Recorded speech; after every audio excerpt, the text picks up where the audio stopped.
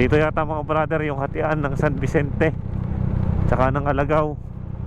Kung hindi ako nagkakamali, San Vicente. Yung bibili si brother. Ganda rin mapapalaban ng ahon na, no? Kita nyo naman yung ahon na yan.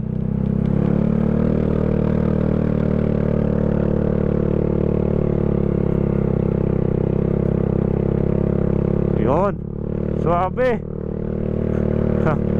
Aray, din eh, aspaltado na din eh.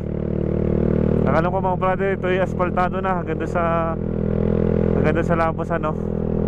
Siya, delikado na ang ating gasolina.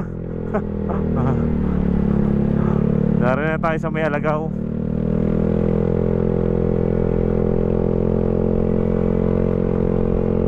Puro ahon na din eh. Bakit ang kalumala? Pero abot pa yung gas natin. Ang ganda na ng daan dito, swabing swabe na.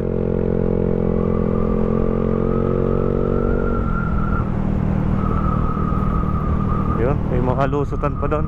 Okay, kahit na gantong pababa pataas eh, kaswabe naman ang daan eh, no? Yan, yan, palalim na rin. Palalim ang daan na rin dahil di merong parang spillway. Ano eh, diyan masisira yung mga kalsada, no? Sa spillway na yan. Pare, paahon na naman. Grabe.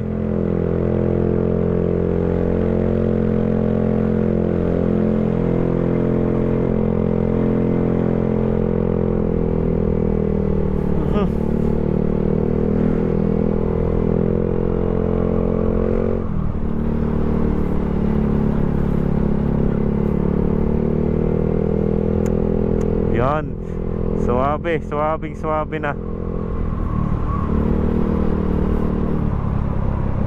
Medyo kurbada. Curve.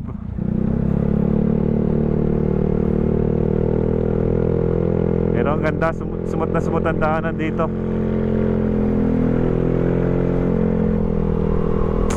Tara na mga brother, lapit na tayo sa may Sinala.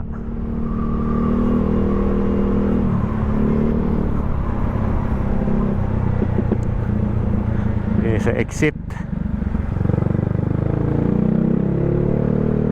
So, kaya yung signage na yun, no? Yan tayo, Kalumala.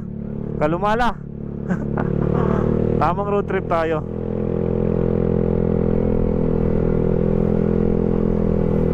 Sa Kalumala Heights ulit tayo. Tamang magandang ano dito eh. Oh, pati ba naman dito mga brother, oh? Asfalto na. Salamat talaga sa mga nag-initiate ng effort dito. Asfaltado na dito. Tayo, kahit ito'y looban, pero naka-asfalto na. San ka pa? Mga ano na mangga, oh. Bagong pintura pa, oh. Naka-asfalto pa. Yan. Shoutout sa mga taga dito.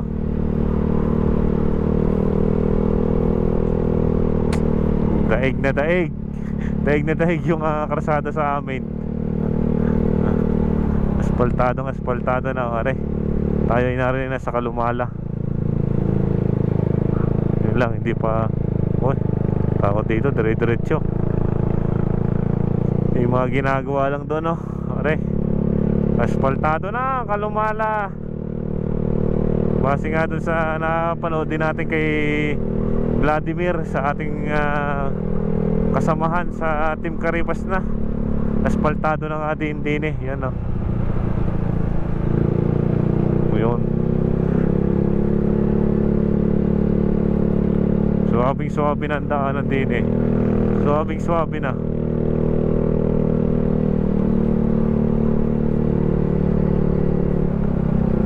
Kalumala Heights.